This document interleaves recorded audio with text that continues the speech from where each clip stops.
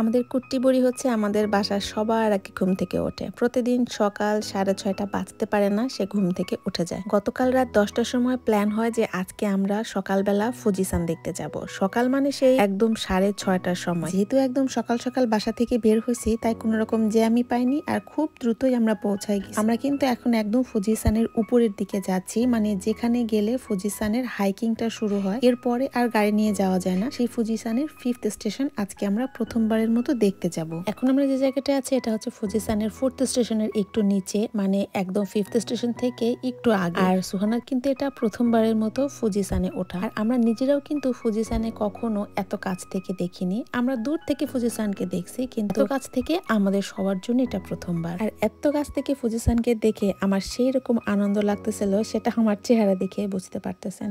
Actually পাহাড়টা এত সুন্দর যে দূর থেকেও যেমন সুন্দর লাগে, কাছ থেকে আরো অনেক সুন্দর লাগে। আমি যেমন খুশি, আমার বাচ্চারাও সেরকম খুশি। আর এই যে সবচেয়ে খুশি হচ্ছে সোহানা। আর এইখানে মাশাআল্লাহ এত সুন্দর রোদ ছিল, মানে আমি ভাবছিলাম যে এত উপরে পাহাড়ের অনেক ঠান্ডা লাগবে, হিসেবে আমার একদমই ঠান্ডা লাগে নাই, কারণ অনেক রোদ ছিল আর রোদের তেজটাও ভালো ছিল। বাট সেই সাথে কিন্তু অনেক বেশি বাতাসও ছিল, কাজে এইসব জায়গায় যেতে গেলে অবশ্যই সাথে সোয়েটার মাস্ট নিয়ে যেতে হবে। দেখেন আমার পিছনের যে ভদ্রমহিলা, উনি কি মনের আনন্দে পোজ দিচ্ছে। ওনার পোজ দেখে মনে হচ্ছিল আমি এরকম একটা বেঞ্চের উপর উঠে এরকম একটা পোজ দিই। উনি মনে হয় বাসার থেকে ওই গামছাটাও নিয়ে আসছে। ওনারা অবশ্য অন্য দেশে, জাপানিজ না। এখানে গেলে অনেক ফরেনার দেখা যায়, বিভিন্ন দেশ থেকে বিভিন্ন ভাষাভাষীর ফরেনাররা আসে। আর এক একজন তাদের নিজস্ব ভাষায় কথা বলতেছে। কেউ ইন্ডিয়ান, কেউ হচ্ছে ফিলিপিনি বেশি দেখলাম, ভিয়েতনাম, এরকম বিভিন্ন জায়গা থেকে মানুষ আসছে। আর এগুলো যেহেতু খুব ফেমাস জায়গা, ফুজিসানের এই 5th স্টেশনে যারাই জাপানে বেড়াতে আসে তারা এখানে মাস্ট আসে, কারণ এত কাছ থেকে ফুজিসানকে অন্য কোনো জায়গা থেকে দেখা যায় না। পার্কিং লট থেকে একটু হেঁটে সামনের দিকে গেলে ওখানে খুব সুন্দর তরি গেট আর বেশ পুরনো একটা জিনজা আছে। এই জিনজাতে জাপানিজরা যারা আসেন তারা এখানে প্রার্থনা করেন। আর এখানে এই জিনজাতে কিছু স্টাফও বিক্রি হচ্ছিল। এগুলো মূলত হচ্ছে গুড লাক বয়ে নিয়ে আসে, এটা ওনারা বিশ্বাস করেন। তো এখান থেকে বিভিন্ন রকম স্টাফ ওনারা কিনে নিয়ে যান এবং সেগুলো গাড়িতে ঝুলায় রাখেন, কেউ বাড়িতে রাখে। আর এইখানে সুহানাকে ওর বাবা দাঁড় করাই দিয়েছে হচ্ছে একটা সামুরাইয়ের এরকম একটা ফটো বুথের মতো। একে একে সাফওয়ান, সানায়া, সুহানা সবাই এখানে দাঁড়ায় ছবি তুলছে। অ্যান্ড তারপরে সাফওয়ান আর সানায়া শুরু করছে হচ্ছে তারা আইসক্রিম খাবে। কোনো এক জায়গায় গেলেই যখন তাদের বোরিং লাগে তখন তাদের একটা আবদার শুরু হয় যে খাবো কি খাবো কি খাবো, বাচ্চাদের যা কাজ। তো তারপরে আমরা ওখানে একটা আইসক্রিম এর দোকান খুঁজে পাইলাম। অ্যান্ড তারপরে বললাম যে ঠিক আছে, ওদেরকে অন্তত খাওয়াই নেই, তাহলে ওরা কিছুক্ষণ ঘোরাঘুরি করবে, না হলে এই যে শুরু হইলো খ্যানখ্যানানি, সারাদিন এই খ্যানখ্যানানি চলতে থাকবে। খুশি হয়েছে তোমরা? মানফুজির বরফ ভেঙে মনে বানাই দিছে না সানায়া? সানা কনফিউজড। কোনো একটা ফেমাস জায়গায় ঘুরতে গেলে আমরা সেখান থেকে ওই এলাকার একটা ম্যাগনেট কালেক্ট করি।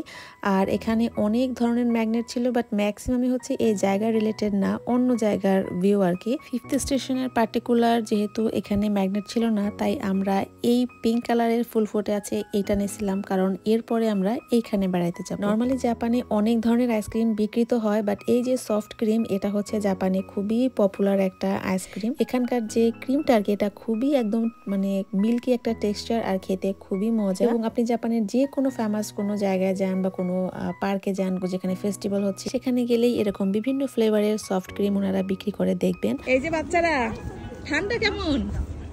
হ্যাঁ কেমন ঠান্ডা? একটু ঠান্ডা না সানায়া? কেমন ঠান্ডা? একটু ঠান্ডা? হ্যাঁ মাম্মা সোয়েটার দাও, মাম্মা সোয়েটার দাও বলছে, আবার আইসক্রিম খাচ্ছে। এটা কি? এই যে ঠান্ডায় কাঁপাকাঁপি অবস্থা। হ্যাঁ এমন ঠান্ডা লাগতেছে, এই যে কাঁপতে অস্থির। আর খায় কি? খাও কি? এই যে কাঁপতে কাঁপতে অস্থির, এরা খায় কি দেখো, মানে এদের কি বলবো, জ্যাকেট মরতে গেতে। আজকে রোদটা মাশাআল্লাহ অনেক সুন্দর, যে কারণে ওই যে এত বাতাস আসলেও অত ঠান্ডা লাগতেছে না। বাট মানে প্রথমে ঠান্ডা লাগে না, তবে কিছুক্ষণ থাকার পর একদম নাকটা বন্ধ হয়ে যায়। এখানে আমরা মোটামুটি 45 মিনিটের মতো ছিলাম, আর তারপরে আমরা ব্যাক করে চলে যাচ্ছিলাম। আর চলে যাওয়ার পথে আমরা রাস্তার মাঝখানে দেখি খুবই সুন্দর একটা গার্ডেন। এখান থেকে ফুজিসানের মারাত্মক সুন্দর একটা ভিউ দেখা যায়।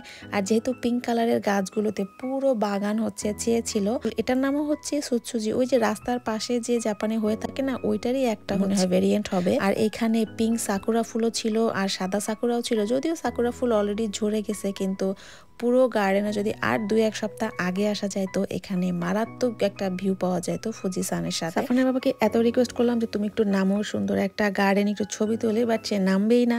যাই হোক, সে আর সুহানা গাড়ির মধ্যে ওয়েট করছে আর আমি এখানে সাফনা সানাইকে নিয়ে আসছিলাম। যদিও আমাদেরকে 5 মিনিট সময় দিয়ে নামাইছিল, বাট কিসের 5 মিনিট, আমি মনে হয় এখানে মোটামুটি 15 মিনিট ছিলাম। ওর থেকে জানি দুজনে দুটো লাঠি জোগাড় করছে এবং দুজনের সাথে খেলতে খেলতে এক পর্যায়ে কার লাঠির বাড়ি জানি কার গায়ে লেগে গেছে। এরপরে আমরা আরো একটা জায়গায় বেড়াতে গেছিলাম, বাট সেই জায়গাটার ব্লগ আমি নেক্সট টাইম শেয়ার করব। এই ব্লগটা এখানে শেষ করছি। সবাই ভালো থাকবেন, আমাদের জন্য দোয়া করবেন। আজকের মতো আল্লাহ হাফেজ।